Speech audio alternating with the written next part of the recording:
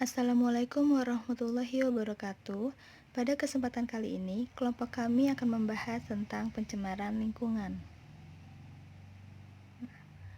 Presentasi ini disusun oleh Atika Maharani, Bornuk Handika Simamora, Ega Safitri, dan saya sendiri, Fitri Azizah, beserta 3 teman saya yang lainnya, Nurul Asriyati, Siti Nurfalah, dan Wita Suha, dengan dosen pembimbing Ibu Riajeng.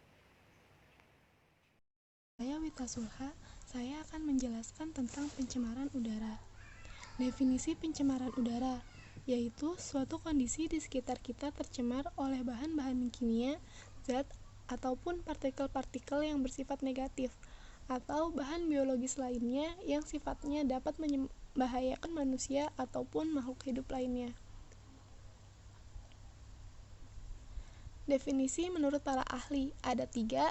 Yang pertama dari Wardana tahun 2004, yaitu pencemaran udara adalah adanya bahan-bahan atau zat-zat asing di dalam udara yang menyebabkan terjadinya perubahan susunan komposisi udara dari susunan atau keadaan normalnya. Yang kedua, menurut Seinfeld dan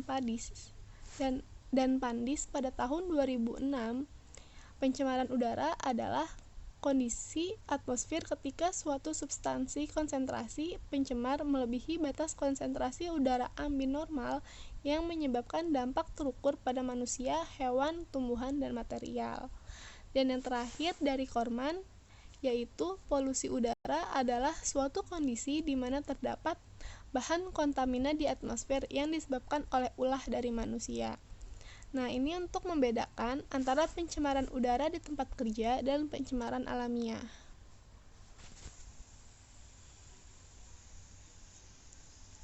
Macam-macam pencemaran udara. Ada 2. Yang pertama, pencemaran udara alamiah, contohnya seperti akibat letusan gunung berapi, kebakaran hutan, nitrifikasi, dan denitrifikasi biologi.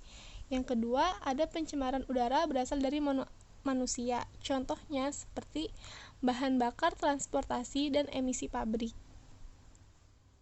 Dampak pencemaran udara. Yang pertama, dapat menyebabkan penyakit paru-paru dan berbagai penyakit saluran pernapasan lainnya. Contohnya seperti batuk-batuk, sesak napas, asma, dan penyakit lainnya.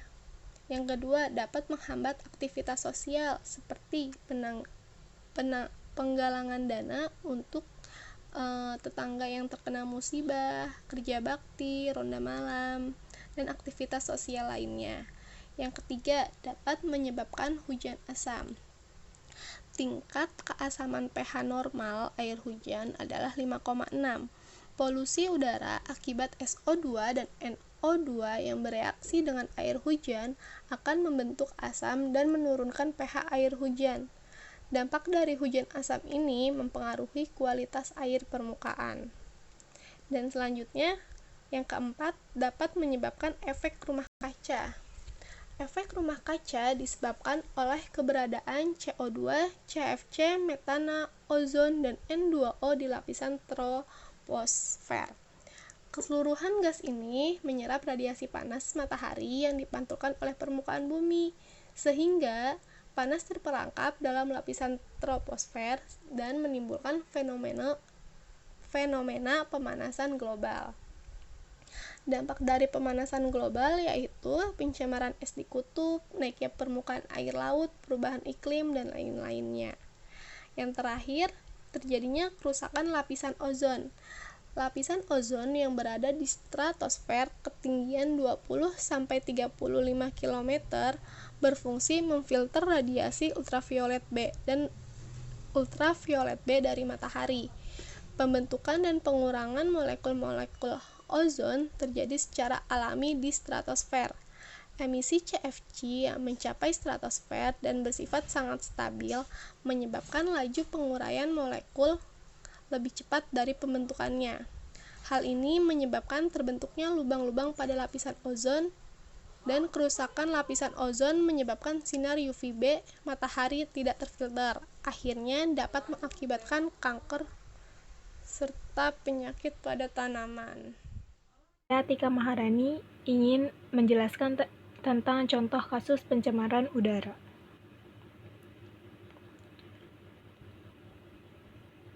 Yang pertama, ada kualitas udara Jakarta terburuk nomor 5 di dunia.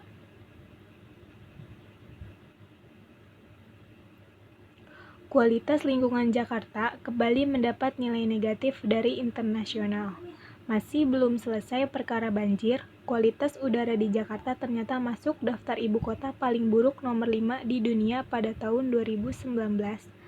Temuan itu berasal dari 2019 World Air Quality yang diterbitkan IQR Air Visual. Kualitas udara Jakarta disebutkan semakin buruk sejak 2017. Dilansir Bloomberg, Selasa 25 Februari 2020, kualitas udara terburuk di dunia berada di New Delhi, India. Sementara, Jakarta adalah yang terburuk di Asia Tenggara. Buruknya udara di suatu kota dinilai dari level PM 2,5, yaitu partikel di udara yang bisa menyebabkan penyakit pernapasan, seperti asma, kanker paru-paru, hingga penyakit jantung. Polusi di Jakarta naik 66% sejak 2017. Jakarta juga naik peringkat dari tahun sebelumnya yang berada di ranking 10. Meski demikian, udara di Tangerang Selatan, Banten juga dilaporkan sangat buruk, bahkan melebihi Jakarta. Rata-rata tahunan kualitas udara di Tangerang Selatan sudah mencapai level merah alias tidak sehat. Pada level negara, peringkat buruknya kualitas udara Indonesia juga naik dari ranking 11 menjadi ranking 6. Faktor-faktor yang menyebabkan polusi udara adalah kota-kota yang semakin padat, asap kendaraan, tenaga pembangkit tenaga batu bara, pembakaran agrikultural, dan emisi industri. Ada kebakaran hutan dan lahan di Riau. Sini ada contoh kabut asap akibat kebakaran hutan di Riau. Provinsi Riau membara lagi karena tahun ini kebakaran hutan dan lahan terjadi di setiap kabupaten dan kota. Kabut asap yang sudah tak bertemu kembali menyelimuti sejumlah daerah. Pekanbaru termasuk kawasan paling parah kena imbas karhutala di Riau karena angin bertiup ke kota madani bertuah ini. Sudah hampir 2 bulan, paling parah awal September ini karena kabut asap melumpuhkan aktivitas pendidikan dan mulai mengganggu penerbangan di Bandara Sultan Syarif Qasim II. Masyarakat mulai berjatuhan menjadi korban, bahkan bayi baru berumur 3 hari tak bisa menikmati udara segar sehingga meninggal dunia. Belum lagi bocah-bocah ataupun orang dewasa yang sesak napas karena menghirup partikel hasil karhutala Riau ini. Dalam rentan 1997, Riau pernah bebas karhutala dan kabut asap, yaitu pada tahun 2007, 2008, 2016, 2017, dan 2018. Paling parah terkena karhutala dan kabut asap adalah tahun 2014 dan 2015 karena ditetapkan sebagai bencana nasional dengan status tanggap darurat dari kabut asap. Menurut Wakil Koordinator Jaringan Kerja Penyelamat Hutan Riau, yaitu Bapak Okto Yugo, ada beberapa faktor karhutala dan kabut asap berulang, terutama kondisi tahun ini yang hampir menyamai kabut asap pada tahun 2015. Faktor utama yang disebut Okto ialah alih fungsi hutan yang mulai memarak di Riau pada tahun 1997, khususnya daerah tanah gambut. Hal ini menjadi dasar dan belum terselesaikan hingga kini oleh pemerintah. Penanggulangan pencemaran udara. Yang pertama, memperluas daerah penghijauan serta reboisasi. Jadi kita harus banyak menanam pohon karena pohon mengandung oksigen. Semakin banyak pohon yang kita tanam, maka sebanyak itu pula oksigen yang kita dapatkan. Yang kedua, mencegah penebangan hutan guna lahan pertanian. Yang ketiga, menggunakan mode angkutan umum. Menggunakan mode angkutan umum ini untuk dapat mengurangi penggunaan transportasi kendaraan pribadi. Yang keempat, menghemat penggunaan energi, seperti mematikan kipas angin, lampu, AC, dan lain-lainnya jika tidak dipakai atau sedang berpergian keluar, karena sejumlah besar bahan bakar fosil dibakar untuk menghasilkan listrik. Nah, dengan mengurangi pemakaian listrik, berarti kita turut mengurangi penggunaan bahan bakar fosil dan menyelamatkan udara. Yang terakhir, pahami dan praktek konsep reduce, reuse, dan recycle. Reduce yaitu salah satu cara penanggulangan sampah dengan mengurangi pemakaian. Contohnya, saat membawa barang dalam beberapa kantong plastik, sebaiknya dipindahkan ke dalam satu kantong plastik ukuran besar untuk mengurangi pemakaian kantong plastik secara berlebih. Reduce yaitu menggunakan kembali barang bekas yang masih bisa dipakai. Contohnya, ember yang sudah bocor itu dapat digunakan kembali atau diolah kembali sebagai pot bunga. Yang ketiga, recycle, yaitu mendaur ulang sampah menjadi lebih berguna. Contohnya, sampah plastik bekas kemasan kopi atau deterjen dapat dijadikan kerajinan berupa kerajinan tas. Nama saya Nurul Asriati Farhati. Di sini saya akan menjelaskan tentang pencemaran tanah.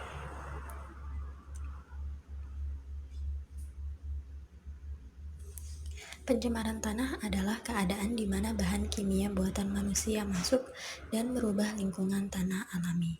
Pencemaran ini biasanya terjadi karena kebocoran limbah bahan kimia industri atau fasilitas komersial seperti penggunaan pestisida dan lain sebagainya.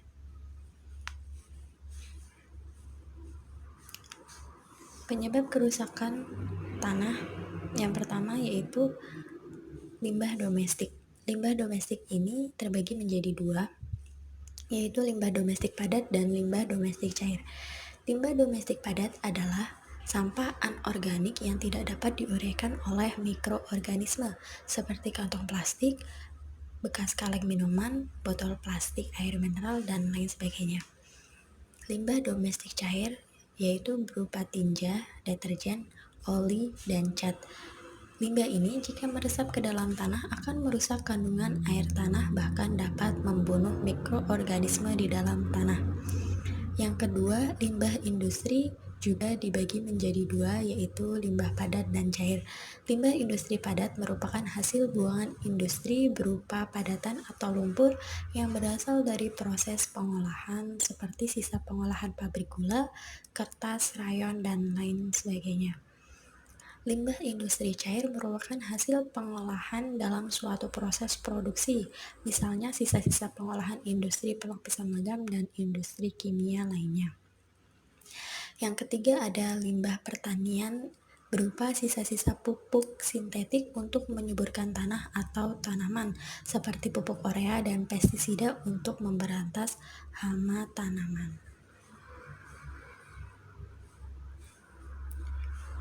Dampak pencemaran tanah. Dampak pencemaran tanah pada kesehatan tergantung pada tipe polutan, jalur masuk ke dalam tubuh, dan kerentanan populasi yang terkena. Polutan yang masuk ke dalam tubuh dapat menyebabkan sakit kepala, pusing, kerusakan otak, kerusakan ginjal, bahkan pada dosis yang besar pencemaran tanah dapat menyebabkan kematian. Dampak pencemaran tanah pada ekosistem yaitu berubahnya metabolisme dari mikroorganisme yang hidup di lingkungan tanah tersebut. Akibatnya memusnahkan beberapa spesies primer dari rantai makanan yang dapat memberi akibat yang besar terhadap predator atau tingkatan lain dari rantai makanan tersebut. Dampak pencemaran tanah pada pertanian yaitu berubahnya metabolisme tanaman yang pada akhirnya dapat menyebabkan penurunan hasil pertanian. Ini merupakan contoh kasus pencemaran tanah yang sering terjadi di Indonesia.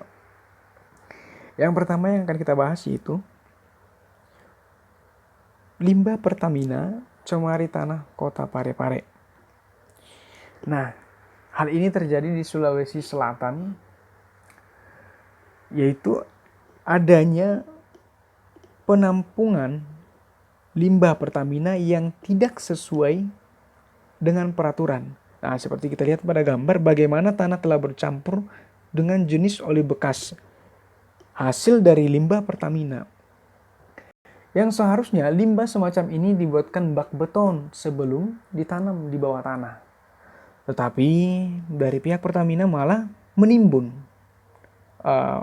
jenis oli bekas ini. Di samping itu juga perusahaan ini melakukan penimbunan bersama dengan oli bekas, yaitu bekas-bekas rem tangki dan gemuk atau grease. Nah, sehingga akibat penimbunan ini terjadi pencemaran pada tanah di sekitar Pertamina atau di sekitar PT El Nusa. Yang berikutnya yaitu lumpur beracun di lahan pemukiman. Nah, kita bisa lihat pada gambar bagaimana lumpur beracun ini ditimbun yang bersumber dari 3 perusahaan tekstil yang terdapat di Bandung, tepatnya di desa Darawolong. Nah, puluhan ton lumpur beracun dikubur dalam tanah perumahan desa Darawolong, kecamatan Purwasari.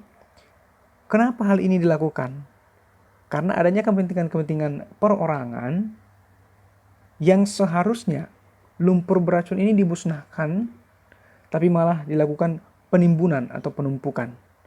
Nah, akibat hal ini, pemerintah melakukan kebijakan yaitu puluhan ton lumpur beracun diangkut dengan 5 dump truk bergerak dari Bandung ke Karawang guna untuk mengurangi penumpukan atau penimbunan lumpur beracun yang terdapat di Bandung. Yaitu penanganan pencemaran tanah. Yang pertama dengan remediasi. Remediasi adalah kegiatan untuk membersihkan permukaan tanah yang tercemar. Remediasi ini terbagi menjadi 2 jenis, yaitu remediasi in situ atau on-site dan ex situ atau off-site. On-site adalah pembersihan di lokasi, sedangkan off-site adalah penggalian tanah yang tercemar kemudian dibawa ke daerah yang lebih aman. Penanganan yang kedua yaitu dengan bioremediasi. Adalah proses pembersihan pencemaran tanah dengan menggunakan mikroorganisme atau jamur dan bakteri.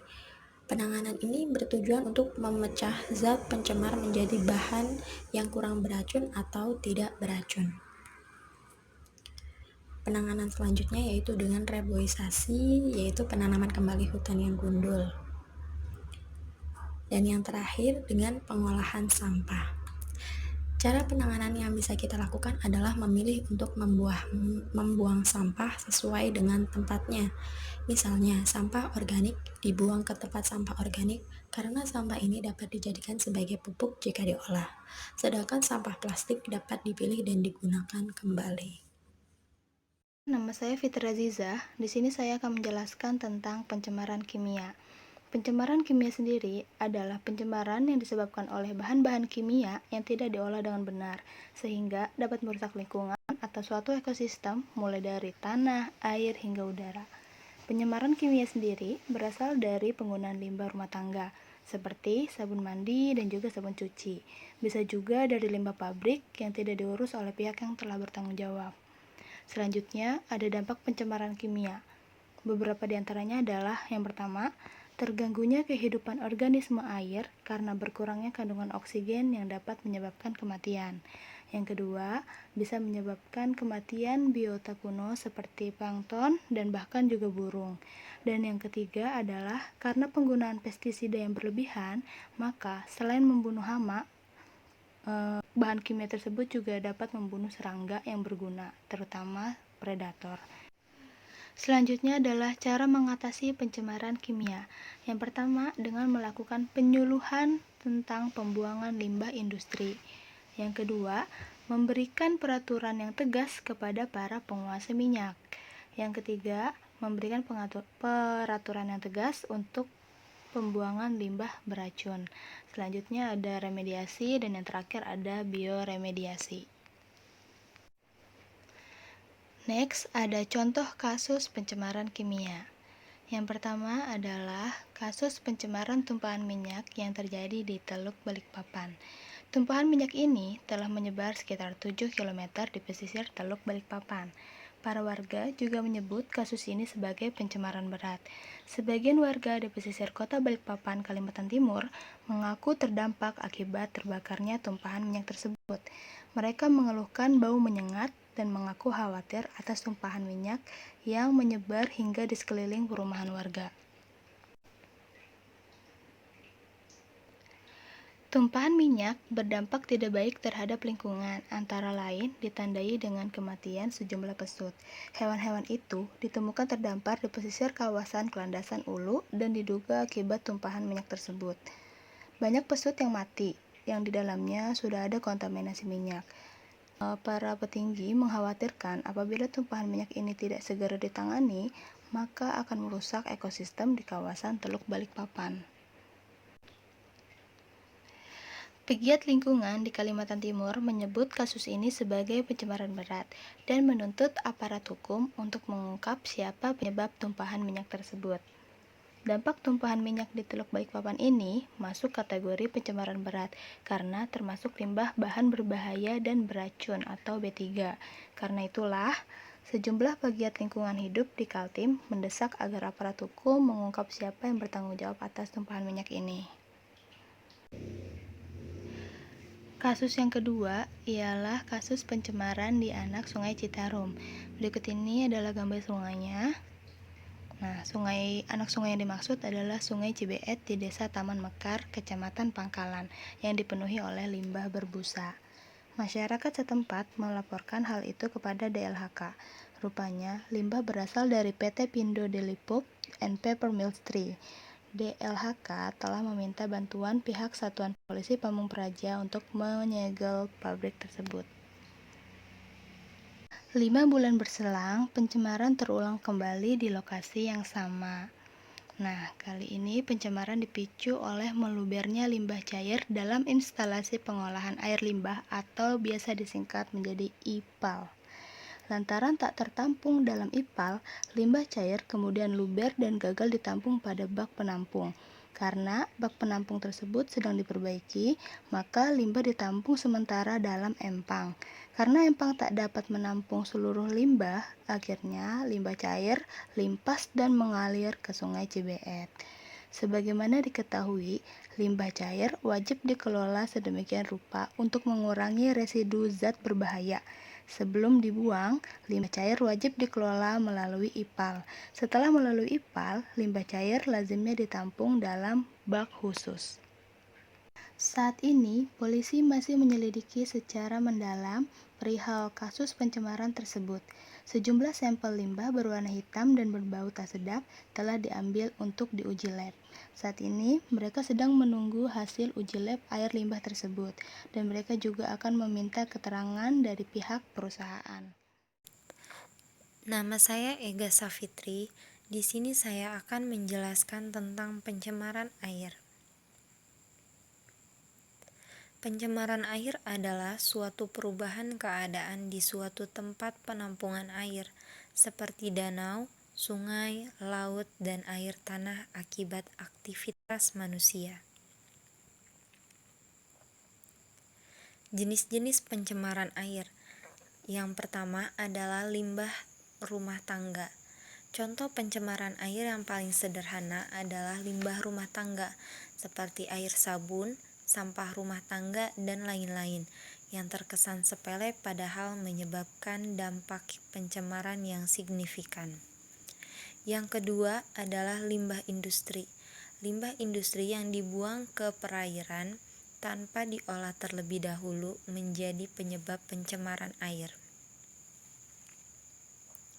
Yang ketiga, sektor pertanian.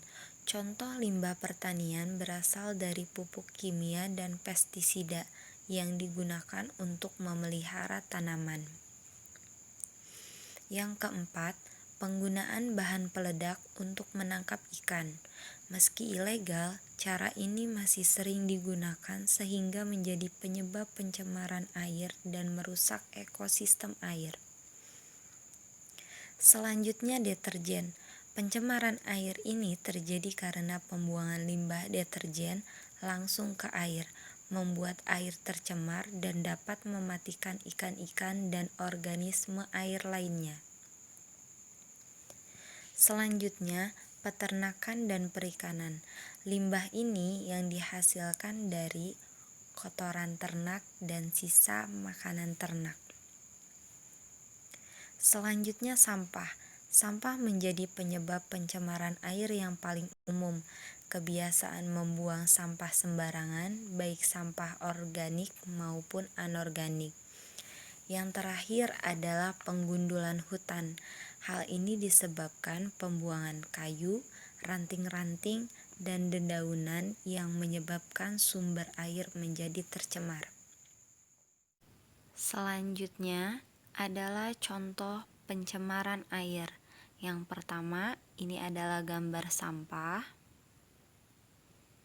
Yang kedua adalah limbah sisa deterjen. Yang ketiga, penangkapan ikan dengan bahan peledak. Lalu ada pembuangan limbah industri. Ada juga hutan gundul yang menyebabkan banjir. Dan limbah hasil produksi pupuk anorganik yang merusak ekosistem air. Saya, Siti Nurfala, akan menjelaskan tentang contoh kasus pencemaran air. Yang pertama, pencemaran air di Morangke, Jakarta Utara. Lautan sampah limbah rumah tangga menumpuk di kawasan Teluk Jakarta. Air laut dan ekosistemnya pun jadi tercemar. Saat dimintai konfirmasi, Wakil Wali Kota Jakarta Utara Junaidi mengiyakan hal ini. Menurutnya, banyaknya sampah ini tidak lepas dari ulah warga yang masih sering membuang sampah ke sungai. Beliau menjelaskan bahwa pihaknya pun sudah terus-menerus berupaya mengedukasi warga. Sanksi denda pun sudah diterapkan, meski demikian langkah-langkah tersebut belum efektif. Yang selanjutnya, kasus pencemaran air di Cilengsi. Sungai Cilengsi kembali berwarna hitam pekat dan bau. Warga sekitar bantaran sungai mengeluhkan kondisi ini. Diduga penyebab menghitam dan baunya air sungai karena buangan limbah industri dan domestik ke badan sungai. Menurut Ketua Komunitas Peduli Sungai Cilengsi Cikeas, sepertinya perlu langkah lebih tegas dan keras lagi terhadap oknum yang membuang limbah ke sungai. Solusi pencemaran air. Yang pertama, tidak membuang limbah ke sungai. Sekalipun akan membuang limbah ke sungai, harus diolah terlebih dahulu agar tidak tercemar. Yang kedua, kurangi penggunaan obat-obatan kimia berbahaya. Bisa diganti dengan pupuk organik. Yang ketiga, kurangi penggunaan deterjen. Yang keempat, gunakan air secara bijaksana. Pakailah air dengan seperlunya saja. Selanjutnya, tidak membuang sampah rumah tangga ke sungai atau danau. Dan yang terakhir, mengoptimalkan pelaksanaan rehabilitasi lahan krisis yang bertujuan untuk meningkatkan konservasi air bawah tanah.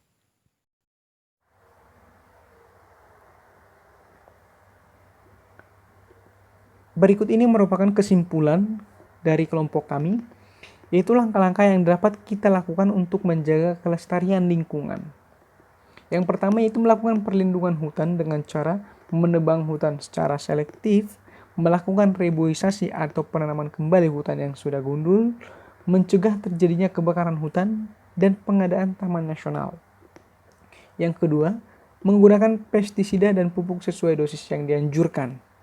Yang ketiga, mengolah limbah sebelum dibuang ke sungai atau ke saluran air yang lain. Yang keempat, tidak membuang sampah sembarangan. Yang kelima, melakukan proses daur ulang untuk sampah yang bisa dimanfaatkan. Sekian kesimpulan dari kelompok kami. Terima kasih.